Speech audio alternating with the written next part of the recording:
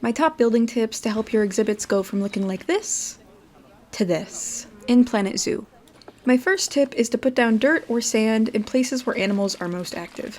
These areas include places like shelters, under feeders, around water, and areas that animals will be traveling to. Tip number 2 is elevate your fences by using construction materials to add a little bit of flair.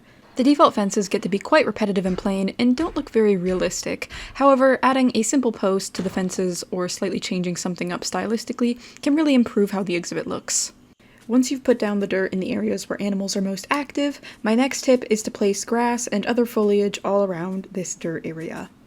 Doing this will make your exhibits overall appear more realistic.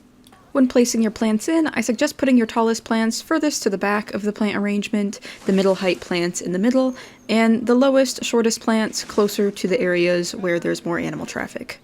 An additional tip for those of you who struggle to make very structurally complex shelters like I do is adding ivy or other natural materials that could crop up on the buildings. One of my favorite items is this small bit of grass turf. I love placing this on top of my shelters to make them not look so simplistic texture-wise. It's very simple and easy to do and makes the shelters overall look a lot better than what they usually look like from the start. Now that I've put all of the plants in and improved the shelters, it's time to add the actual items that the animals need to be happy.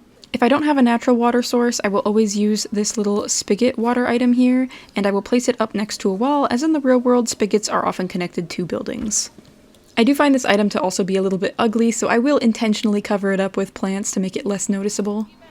And my last tip is to add rocks into your exhibit, specifically a smaller one that's able to help break up the terrain a bit more, as realistically, an exhibit isn't just going to be flat with absolutely no stones. You can hold shift to raise and lower the item to give it the appearance of being smaller or larger, and use V to change the angle snapping.